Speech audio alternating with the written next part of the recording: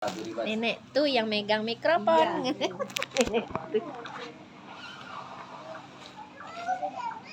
A'udzu billahi minasyaitonir rajim. Bismillahirrahmanirrahim.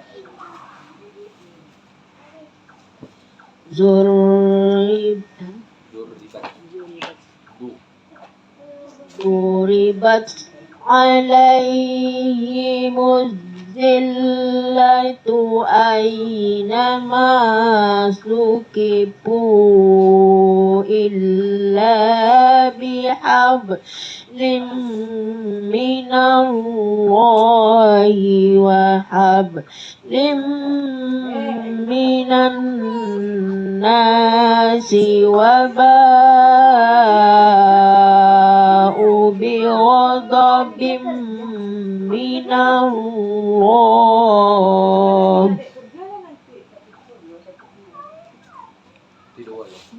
bighadabim minallahi wa zuribat alaihimul maskanah zalika bi annahum kanu yakfuruna bi ayatillahi wa yaqtuluna al-anbiya'a bighairi haqq. Zalika bima asaw wa kanu ya'tadun.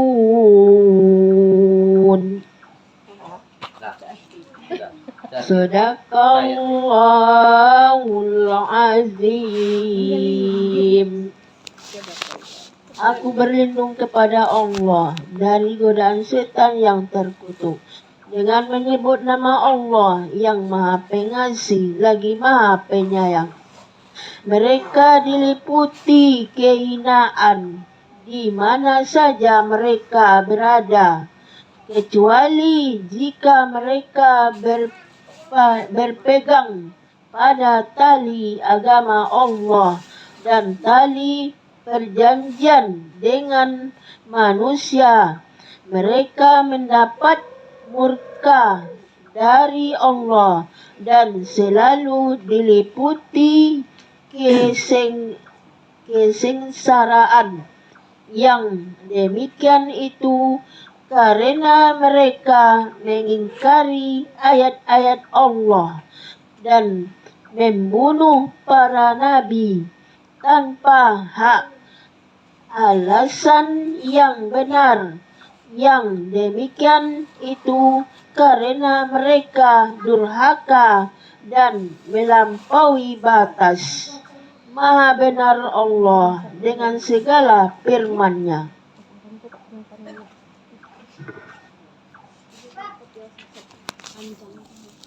Quran Surah Ali Imran ayat 112. Duribat alaihimuz zillatu aynama suqifu illa bihablin minallahi wa hablim minan nas. Mereka akan selamanya dalam kehinaan di mana saja berada, kecuali jika berpegang pada tali atau agama Allah dan dengan tanggung jawab yang diberikan Allah kepada para mukmin. Ahlul kitab telah ditetapkan selalu dalam kehinaan. Hal itu tidak terlepas karena perilakunya, karena perbuatannya. Mereka tetap dalam keadaan demikian walaupun hal itu tidak disukainya, kecuali jika mereka berpegang pada tanggung jawab Allah dan tanggung jawab para mukmin, seperti membayar jizyah pajak. Mereka akan mendapat segala hal yang telah dijanjikan, yaitu ketetapan syariat baginya berupa persamaan hak, persamaan hukum, dan mereka tidak boleh disakiti. Di samping itu mereka mendapat segala hal yang berlaku dalam kehidupan bermasyarakat, seperti mengambil manfaat dan keuntungan dalam berbisnis, perdagangan, dan bidang-bidang lain. Jadi, ya, Allah Subhanahu wa taala telah menetapkan orang-orang atau ahlul kitab itu selalu dalam kehinaan karena perilakunya. Mereka itu ya tidak bertanggung jawab dan mereka tidak memegang aturan Allah. Ya, mereka tidak memberi pajak, tidak membayar pajak, tetapi mereka mengambil pajak dari orang. Mereka ya tidak mau menerapkan syariat agama yang sudah diperintahkan oleh Allah, yakni apa? Persamaan hak. Jadi uang ahlul kitab tadi yang mendapat kehinaan tadi, uang itu menganggap punya uang punya inyo, yang punya inyo pula. Tidak bisa ke uang lain dah. Jadi apanya inyo, itulah dek puangai uang itulah. Allah menghinakan mereka. Dan hukum pun tidak adil uang itu dah. Apanya inyo hukum tu, tidak masalah botui salah dah. Tapi siapa uang tu? Kalau uang tu uang beriman, tidak masuk Alkitab uang Yahudi atau Nasrani golongan uang tu dah. Tidak akan ada keadilan. Nah, dek puangai uang tu lah, uang tu dihinakan oleh Allah. Ya.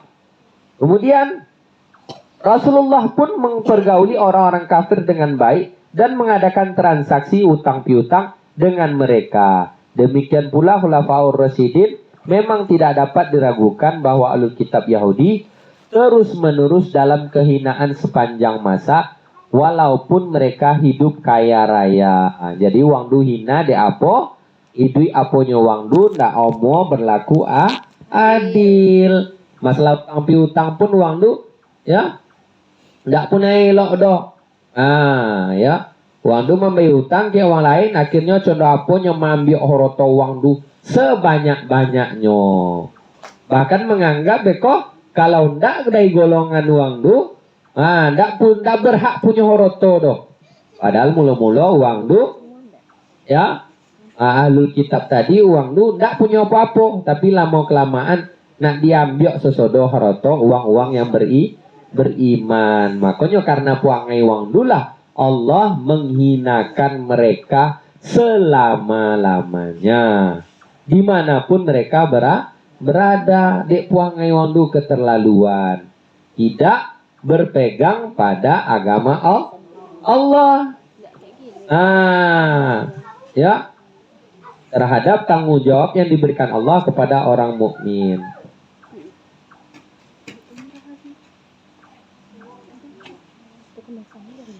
Wabau bighadabim minallahi wa duribat alaihimul maskanah. Mereka juga akan menerima kemarahan Allah dan selalu diliputi rasa kehinaan. Mereka layak menerima kemarahan Allah dan selalu terlilit kemiskinan dan kehinaan. Mereka harus selalu menggantungkan hidupnya pada orang lain. Jadi uang ahlul kitab tadi yang tidak ikut ajaran Allah atau mereka tidak beriman, yang fasik itu, yang dalam ayat sebelumnya dikatakan bahwasanya ya ahlul kitab itu mereka berperilaku fasik. Jadi uang itu tidak berpuangai elok, buok puangainya. Ya, dia buok puangai itulah mereka mendapatkan kemarahan Allah dan mereka selalu diliputi rasa hina. Uang memandang uang itu ya terhina, ya makhluk Allah mandang hina. Kenapa? Karena mereka itu tidak pernah bersyukur tadi, punya uang punya inyo. Kemudian inyo ndak bisa hidup kalau ndak ada orang lain. Contoh kan? Contoh Palestina. Tentu dawa orang Yahudi mula numpang minta tolong. Kami numpang hidup siko, kami terusir dari negara inyo. Tapi lama kelamaan, nak inyo nampunyo. Dia itulah orang duhina. Ya. Ndak bisa nyo dok. Tetap nyo bergantung ke orang lain nak mambiok nyerobot aja. Itu puangai. Israel. Ya, Yahudi tadi, dan itu uang itu disebut oleh Allah Subhanahu wa taala sebagai ahlul kitab yang fasik, berbuat fasik, berperilaku fasik. Kemudian Allah menjelaskan sebab-sebab mereka bersifat demikian dalam firman-Nya. Ya. Dzalika bi annahum kanu yakfuruna bi ayatillahi wa yaqtuluna anbiya wa yaqtulunal anbiya bi ghairi haqqin. Ya. Mengapa wang du contoh itu? Karena mereka memiliki sifat seperti yang firman Allah, yang demikian itu karena mereka mengingkari ayat-ayat Allah dan membunuh para nabi dengan tidak ada sesuatu sebab yang bisa dibenarkan secara hukum. Jadi para nabi yang dikirim dahulu, uang du diperangi oleh uang Yahudi tadi, ya. Dan bahkan uang du membunuh sampai ke Nabi Muhammad pun, ya. Dihasutnya uang kafir Quraisy tadi, uang Yahudi menghasut, bunuhlah Muhammad du. Ya. Uang Yahudi itu menyuruh, menghasut contoh apa? Cara supaya Nabi Muhammad dibunuh. Karena nabi-nabi terdahulu juga dibunuh oleh mereka. Nabi Isa. Dikojok, nak dibunuh. Tapi selamatkan Allah. Mereka tidak membunuh Isa, tapi mereka membunuh yang semisalnya. Jadi tak Nabi Isa nanti dibunuh doang dulu. Iya. Tapi puangi waktu memang membunuh para nabi. Nabi-nabi terdahulu pun dia bunuh aja. Ya. Dengan tidak ada sesuatu sebab yang bisa dibenarkan secara hukum. Mana jalan? Padahal Nabi itu adalah utusan Allah.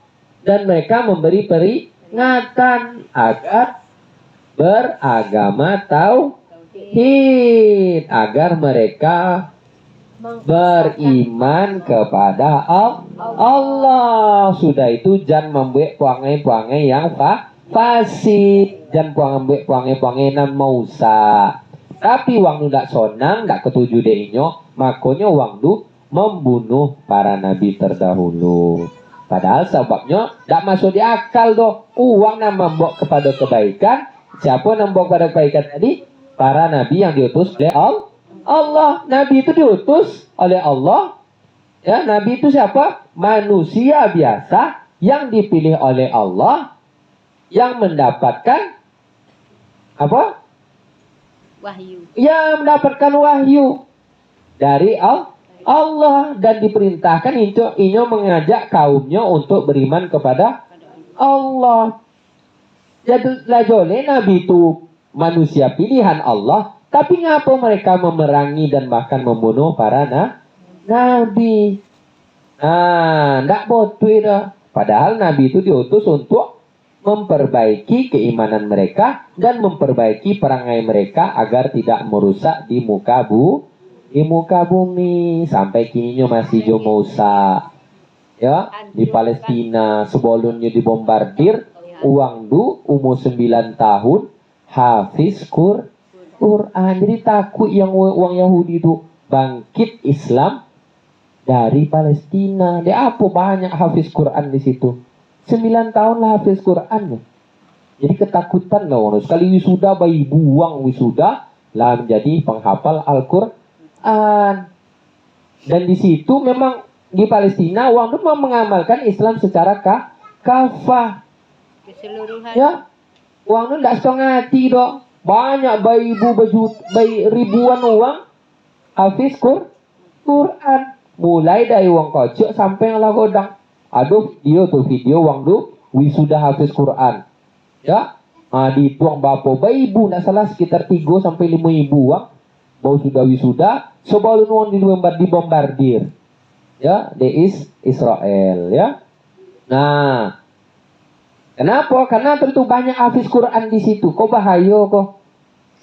Wong Yahudi itu kan tidak akan sonang. Walan tardo angkal Yahudu walan nasoro hatta tattabi'a millatahum. Tidak akan sonang. Yahudi dan Nasrani. Orang Yahudi dan Nasrani sampai kita mengikuti keinginan hatta tattabi'a millatahum, sampai mengikuti kebiasaan wong lu. Apa kebiasaannya?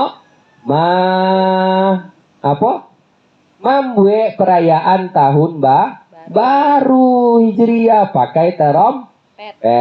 Itu kebiasaan wong lu. Pakai api. Majus. Pangai wong lu apa lah? Pakai joget-joget. Akhirnya ada yang minum-minum sampai berzina. Kan pangai wong Yahudi tuh. Jadi kalau lah sono itu wong Islam, bau sonang hati wong tuh. Tapi kalau orang mukmin orang Islam itu menjadi hafiz Quran, tidak ketujuh deh wong itu. Itulah wong fasik kan. Ya. Wong itu tidak ketujuh doh. Awak kok ancak buangnya tidak ketujuh doh. Pokok punyinyo, ya, atau punya kami, jangan sampai orang beriman kepada Allah, jangan sampai orang mengikuti ajaran yang dibawa oleh Nabi Muhammad Sallallahu Alaihi Wasallam. Itu yang ada di pikiran luang du, ya. Jauh dari Al-Quran, tidak mengamalkan ajaran Al-Quran, ya. Tidak mengamalkan apapun yang diperintahkan oleh Allah dan tidak atau beramar ma'ruf nahi mungkar. Itu tadi. Sehingga kemudian ditimpakan kepada mereka kehinaan, kepapaan dan amarah Allah akibat perilaku kufur dan membunuh para nabi dengan tanpa suatu alasan yang dibenarkan secara hukum. Padahal Nabi itu tidak membunuhnya dah. Padahal Nabi itu tidak merusaknya dah. Ya, ini adalah suatu kecaman terhadap perilaku orang-orang Yahudi yang penuh kedengkian. Ayat ini juga mengungkapkan bahwa orang-orang Yahudi berbuat demikian adalah kesengajaan, disengaja diwangdu. Kemudian Allah menjelaskan penyebab kekufuran mereka adalah, ya, zalika bima asaw wa kanu ya'tadun. Yang demikian itu dikarenakan mereka durhaka dan melampaui batasan-batasan Allah. Tentu durhaka membangkang, melawan. Kemudian apa? Dibai batasan oleh Allah, jan beko cukui lu, ndak do digasak towi. Itu melampaui batasan-batasan Allah. Mereka berani berbuat yang demikian, keji dan kufur, membunuh anak-anak, membunuh wanita yang tidak, atau perempuan yang tidak punya kekuatan untuk melawan. Makanya mereka dikatakan keji dan kufur karena perilaku maksiat yang telah meluas, dan mereka pun terus-menerus mengerjakan dosa-dosa yang kecil yang kemudian mendorong dengan mudah berbuat dosa-dosa besar. Mula ketek kan? Mulai dari perkataan, perbuatan, akhirnya lama-lama mengambil hak orang lain. Sudah itu membunuh para nabi. Kenapa? Karena tadi kalau ajaran Nabi diikuti tadi, ya, tidak ada uang akan doko atas perintah Allah. Tidak ada uang akan melampaui batasan-batasan Allah tadi. Orang-orang yang telah terbiasa melakukan dosa kecil memang mudah sekali terpelosok melakukan dosa besar. Jadi awak kok jangan sampai menjadi manusia atau orang yang beriman yang melakukan perbuatan-perbuatan kecil secara sepele. Calah keteknya. Seibu mengambil hak lain. Seibunya. Dek puange-puange nang kocok, dosa-dosa kocok cakok. Lama-lama dosa dan nyolah terbiasa. Label membunuh para nabi, atau istilah disebutkan oleh Allah Subhanahu wa taala membunuh para nabi, disandarkan kepada Yahudi yang hidup semasa Nabi Muhammad untuk mengingatkan mereka kepada perilaku kaum Yahudi yang dahulu telah berbuat demikian keji. Selain mereka menyetujui perbuatan itu, kaum Yahudi Madinah juga tercatat berapa kali merencanakan untuk membunuh Nabi Muhammad sallallahu alaihi wasallam. De apa? Karena uang tu merasa biasanya nabi-nabi sebelumnya berasal dari Bani Israel. Tapi ngapa Nabi Muhammad itu diutus dari Arab Saudi, bangsa Arab. Jadi nggak sonang hati loh. Padahal sepilihnya nggak berasal dari kaum kami doh nyo. Nggak uang kampung kami Muhammad kok doh. Apa nyo jadi nabi? Akhirnya ya kalau awak bahasa kini rasis ya. Suku berasal suku. Nggak kok, nggak orang pilih jadi pemimpin doh. Contoh kan. Anda ketujuh di kami, nak bilang kami nak bilang tu, ini namanya rasis, tak? Nak mungkin nak domo lo, tu apa misalnya kan? Atau yang jadi kau suku yang lain, ya? Itulah namanya rasis. Tak ditengok siapa yang jadi pemimpin, selaginya elok, boleh, ya pilihlah jadi pemimpin. Tak ada alasan, tak uang kampung kami do, tak uang ngocu do, tak ada istilah cenatur do. Ya, pokok elok dan akan membawa kepada yang elok. Apalagi Nabi Muhammad sudah jelas tanda-tanda kenabian sudah ada pada kitab terdahulu, tapi de alasannya tidak dari kaum kami, tidak dari suku kami, akhirnya Nabi Muhammad pun ya dibenci oleh orang Yahudi dan bahkan direncanakan untuk dibunuh. Nauzubillah. Kesimpulan dalam ayat-ayat ini, Tuhan menjelaskan keutamaan orang-orang yang bersaudara karena agamanya, serta berpegang teguh pada tali agama Allah untuk membangkitkan sikap taat kepada Allah. Jadi, uang yang bersaudara karena agamanya, ya, awak kok Islam itu bersaudara. Al-mu'minun lil mu'minin kal bunyani yasuddu ba'duhum ba'do. Mukmin yang satu dengan mukmin yang lainnya bagaikan suatu bangunan saling memperkokoh satu bagian dengan bagian yang lain. Contoh pondasi. Kalau tidak ada pondasi, rumah tidak bisa toga. Tak kulai aja bentuk rumah tu. Tak kokoh karena tidak ada pondasi, tidak ada penahan lah. Pondasi tidak ada, sudah pondasi di bek tiang. Apa di topi jalan godang tu di bek doang gorang godang tiang kadang. Supaya ini kokoh kuat. Apa leh? Sudah pondasi tiang sampai ke atok. Tidak ada atok bisa tunggu rumah. Tidak kedayo dolok hujan. Bapak ni berdobu masuk apa segala kan? Jalan tak badin dia salah batok. Banyak uang kan? Jalan tak badin dia salah batok. Kosan lama-lama tak je tahan tak badin dia tu. Sojuk san. Sojuk san gigit dia nyamuk. Akhirnya perlu din dia. Itulah contoh. Ya. Biarlah tak ba pintu asal badin dia. Jalan tak pintu salahnya mumulo kan? Supaya bisa jadi tunggu rumah tu. Akhir pintu dibuat dari kain, dari triplek, dari atok kadang. Perlu jusan pintu. Tak mana lalu? Plastik hitam. Ada pintu, tidak penting dia ngomong pintu. Itu tadi. Iya. Dinding pintu. Itulah contoh awak sebagai orang Islam, orang beriman adalah bersaudara. Tidak boleh awak saling menjatuhkan, tidak boleh awak saling membuak-buakkan, tapi awak harus saling beramar ma'ruf nahi mungkar, mengajak kepada kebaikan dan mencegah kepada kemungkaran. Di samping itu, Allah juga menjelaskan bahwa umat Islam adalah sebaik-baik umat sepanjang mereka tetap mengikuti perintah Allah dan menjauhi larangan Allah. Ya, kamu adalah umat terbaik. Kenapa umat terbaik? Menyuruh berbuat ma'ruf dan mencegah berbuat mungkar serta beriman kepada Allah dengan iman yang tidak goyah sedikit pun. Tak boleh wagu awak terhadap Allah. Jangan wagu. Apa nasib dan cenoko dok? Tak sayang Tuhan ke dene dok. Tak boleh cenok tu. Tidak Kok seseorang jodoh ni duit le. Banyak mengolu. Ya.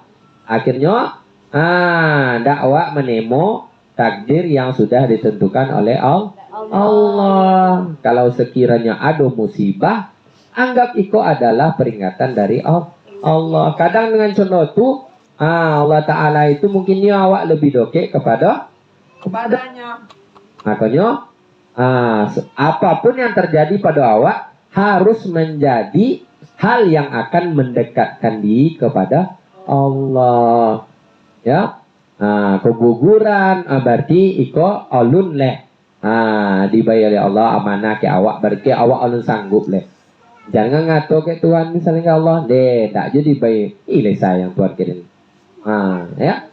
Konyolnya sayang tak sayang, sempat tak bisa menghirup oksigen, apa yang terjadi? Oksigen awak isok je kena.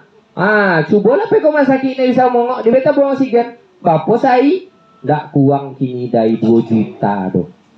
Tabung oksigen untuk saya tu tak kurang dari 2 juta tu. Anggap 2 juta saya sebulan kali 30, 60 juta. Kan? Tak terayu dah awak mau bayu tu. 60 juta sebulan. Giginya baru beres sakit. Gigi je bapa upah mau buat gigi. Sampai juta. 4 juta kan? Ada gigi nak lewu. Contoh punya kan? Kenapa sayang Allah pada awak?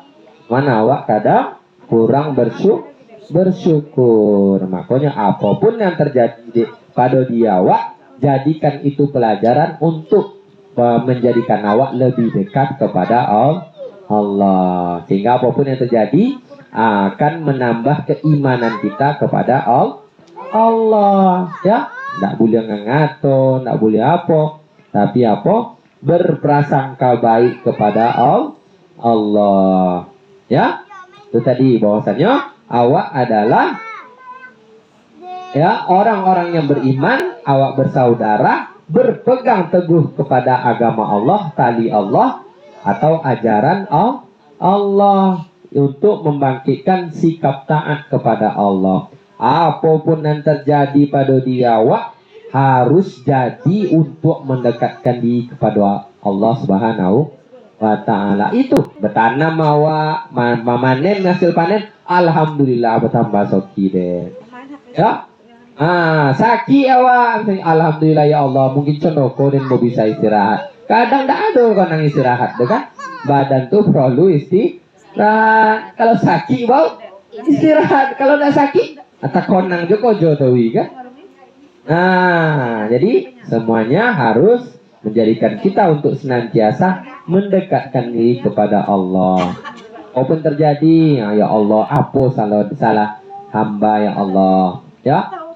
Konang salah awak, akhirnya apa? Awak akan meminta ampun kepada Allah dan bertobat kepada Allah. Jadi jangan awak anggap apapun yang terjadi, awak lo kan matur Allah Ta'ala, ndak boleh. Ya. Itu saja. Ada yang mau ditanyakan? Mas.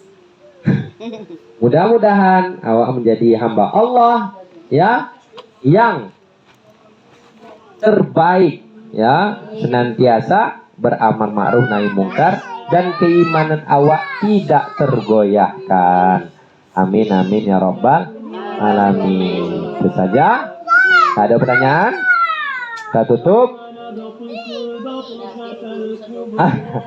Itu saja. Mudah-mudahan saudara di Palestina mendapatkan kemerdekaan ya.